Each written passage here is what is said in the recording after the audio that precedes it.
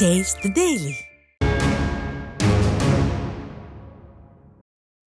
தருமபுரி மாவட்டத்தில் இன்று அதிமுக பொதுச் செயலாளர் எடப்பாடி கே பழனிசாமி எழுச்சி பயணம் மேற்கொள்ள உள்ளார். மக்களை காப்போம், தமிழகத்தை மீட்போம் என்ற உன்னத நோக்கோடு தமிழகம் முழுவதும் எழுச்சி பயணம் மேற்கொண்டு அதிமுக பொதுச் செயலாளர் எடப்பாடி கே பழனிசாமி மக்களை சந்தித்து வருகிறார். இந்நிலையில் தருமபுரி மாவட்டத்திற்கு இன்று வருகை தரும் புரட்சி தமிழர் தருமபுரி, பாப்பிரெட்டிப்பட்டி, அரூர் ஆகிய சட்டமன்ற தொகுதிகளில் எழுச்சி பயணம் மேற்கொள்ள உள்ளார். அப்போது விவசாயிகள், வியாபாரிகள், வணிகர்கள் மற்றும் பல்வேறு சங்கங்களை சேர்ந்த பிரதிநிதிகளுடன் கலந்துரையாடி அவர்களின் குறைகளையும் அதிமுக பொதுச் செயலாளர் எடப்பாடி கே பழனிசாமி கேட்டறிய உள்ளார்.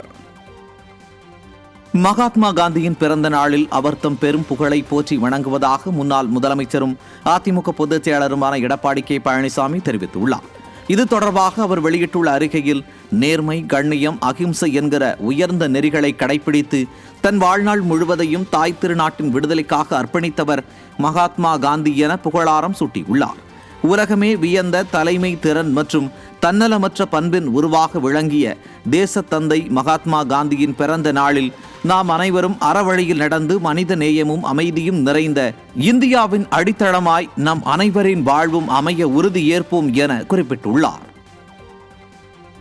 பெருந்தலைவர் காமராஜரின் நினைவு நாளையொட்டி அவரது சேவைகளை போற்றி வணங்குவதாக அதிமுக பொதுச் செயலாளர் எடப்பாடி கே பழனிசாமி தெரிவித்துள்ளார்.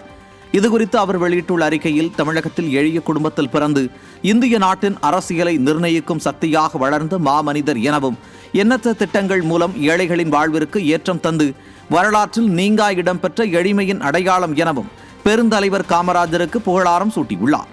மேலும் தன்னலமறியாத வெள்ளை மனம், பொதுநல வாழ்வின் இலக்கணமான பெருந்தலைவர் காமராஜரின் நினைவு நாளில் இந்திய திருநாட்டிற்கும் தமிழ்நாட்டிற்கும் கர்ம வீரர் ஆற்றிய பெரும் சேவைகளை போற்றி வணங்குகிறேன் எனவும் குறிப்பிட்டுள்ளார்.